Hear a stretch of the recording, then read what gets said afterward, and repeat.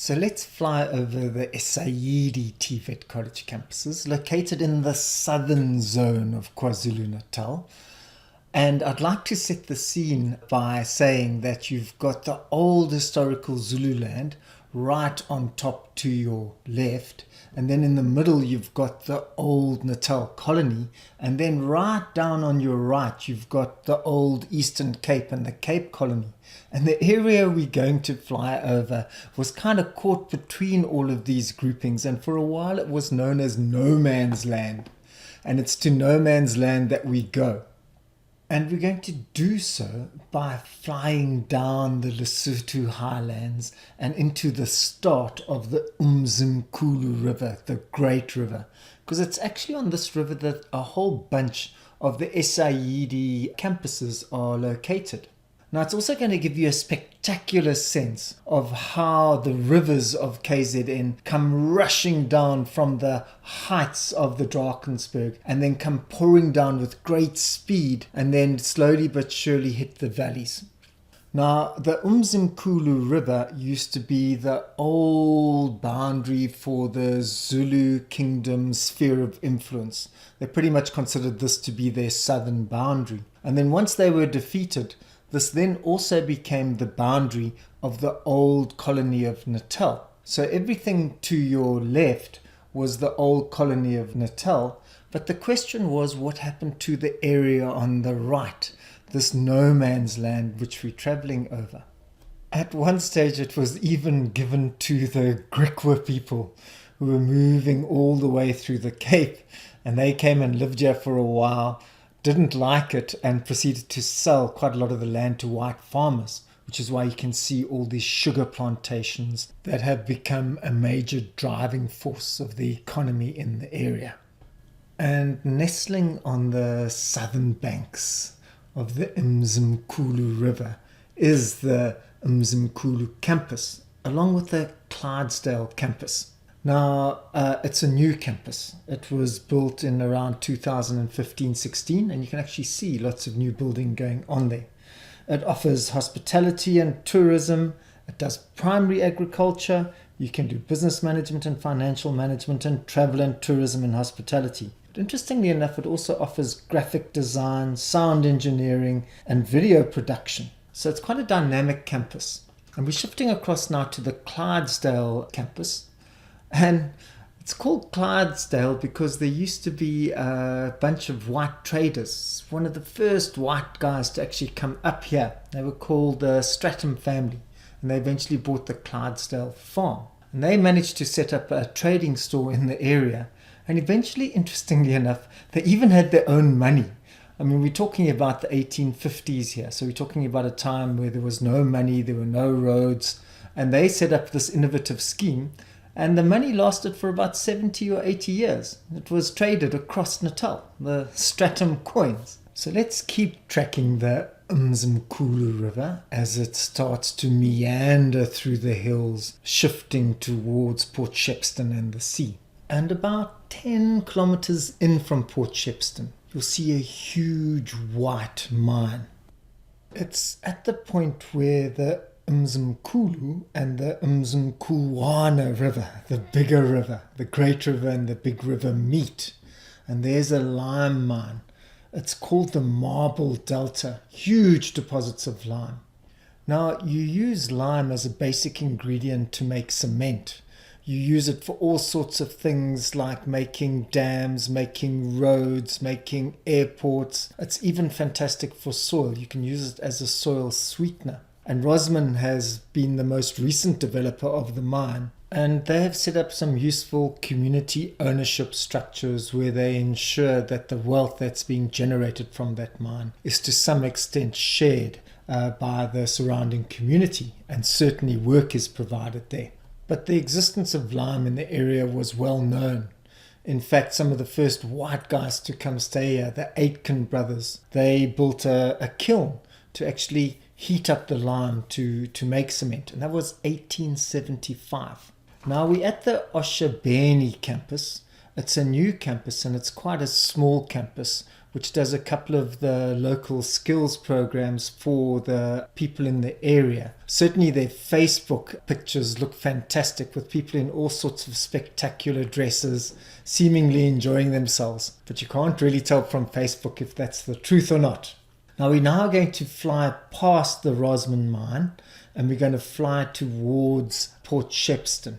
And don't be fooled by the port. There was hopes that this would be a port, because this river is navigable all the way up 10 k's in. But the problem was that the actual mouth entrance would keep on silting up. So there were continual attempts to try and get a port going here. And small fortunes were spent by local investors to try and dredge the sandbank, to try and get rid of all the sand and to remove all the rocks.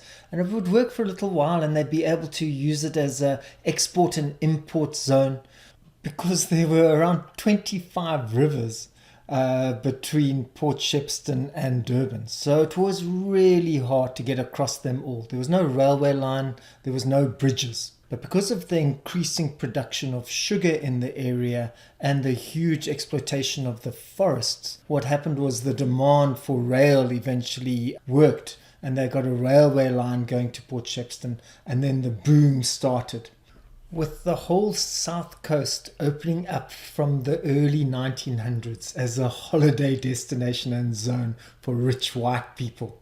Now, in Port Shepstone, there was a black technical college and a white technical college. Enyezi was the black college and Port Shepstone was the white college. And these merged around 2003. Now, this campus was actually built in 1988 as a technical college. And I actually found a master's thesis by Enoch Nzama in 1991, University of Zululand, and he'd actually interviewed the principal of this school. And it was very interesting to see what he had to say, him and a couple of other principals in KwaZulu-Natal. They complained that we needed courses with less theory, more skills. They felt that there was limited cooperation with business and industry. They felt they needed to make the curriculum more relevant to industry and keep it up to date. Felt they needed to gear the courses to self-employment. And they felt it should be demand-driven and not churn out students for areas which don't have any jobs. So things haven't changed very much in this world. So now let's fly from the historically black Baboyi zone across through Merlewood, which is the historically coloured zone, and behind that you can see Marburg, which is the historically Indian zone, and we're flying across to Oslo Beach, which was the more white privileged coastal zone. And it's here we have the Port Shepstone Technical College.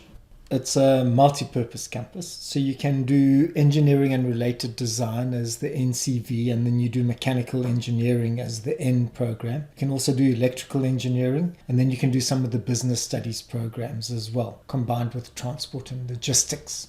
So we're pulling out of Oslo Beach and traveling a little bit inland to the Gamalake campus. What I want you to look out for is the classic South Coast scene, where you have the rich white holiday homes on the coast, and then as you go a little bit inland you have the huge sugar plantations, often with massive mansions on them and increasing rich developments for gated estates. And then only further than that do you finally get to the old locations and the old townships where the black people live. And perched on the furthest hill overlooking the Vungu River is the Gamalake campus. And it offers a whole bunch of the business studies programs, all the marketing programs. On top of that, you can do travel management, you can do farm management, you can do popular music, art and design, tourism and hospitality, and primary agriculture. You don't do any of the engineering qualifications there. Now what I'd like to do is I'd like to pull quite radically back to give you a sense of what this no man's land was, which I was talking about near the beginning. And look out on your far left for the Mtavuma River and Port Edward. And it's that zone between Port Edward and Port Shepstone that I'm talking about, caught between these two rivers, with the lower part around here handed to whites and called Alfred Country, with its huge sugar plantations and massive forests the Ngeli forests, and then the land on the other side of the Ngeli mountains becoming Griqualand East at one stage, handed over to the Griquas, their leader Adam Koch, and so we have Kokstad. Now, and this was in the 1860s, Adam Koch then allocated around 1,200 hectares to every single man in his group. That's about 3,000 acres. Unfortunately, these farms were very quickly sold to the white farmers in the area quite cheaply, and the money squandered. But Kokstad developed, with Strachan and company setting up a store over here and using those trade tokens made of brass to establish some industry in the area, becoming a major service town for the farmers in the area, now over 50,000 strong. And it's here that we have the Kokstad campus. And it offers a very similar set of programs to Umzimkhulu. So you can do hospitality and tourism and primary agriculture. You can do all the business studies programs. On top of that, you can do graphic design and sound engineering and video production, and then a couple of skills like panel beating and spray painting and welding. And with Kokstad, we've got to the last of the big campuses. So let's do a radical pullback now so we can get a sense of how all the campuses hang together and the terrain it exists within. So firstly, we have Kokstad, contained in the Griqualand East zone.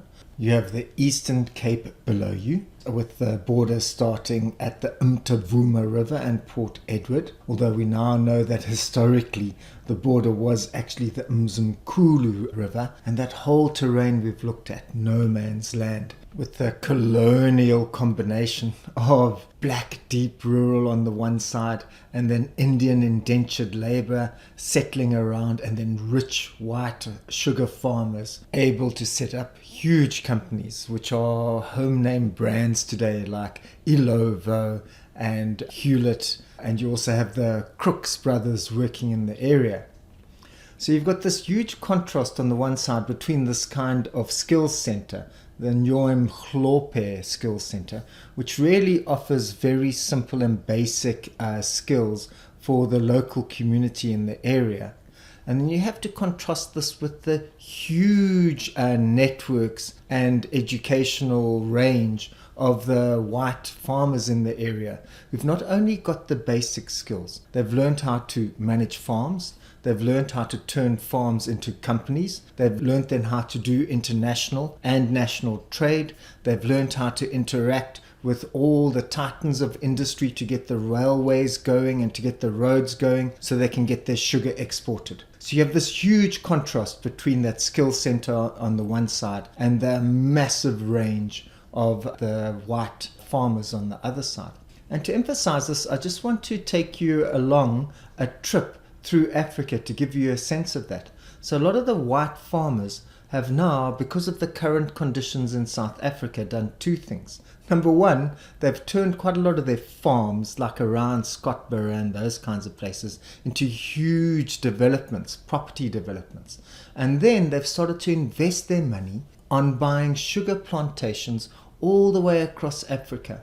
And you can actually see it as we go along Mozambique on the one side. A lot of those green areas over there, the sugar farmers have been buying into. If you go further up into Tanzania, they've been buying sugar farms over there to increase their trade. For example, Ilovo Sugar from the south coast has invested in Zambian sugar. Now you've got the Nakambala Mill, which is located out in Mazabuka. We're going to fly there now over the Khorabasa Dam and the Kariba Dam. And what you'll see is that it's huge. You've got basically 17,000 hectares of sugar plantation. And then you have around about 160 small-scale farmers who've also got about 12,000 hectares. And together they are producing the most sugar in the whole of sub-Saharan Africa. And on top of that, Ilovo Sugar has been able to take advantage of the fact that Zambia is offering tax breaks for people who are doing these kinds of investments. So you've got to understand that the South African system, the way it's currently working, is pushing a lot of the investments out into Africa. into the bread basket and the sugar basket of the world.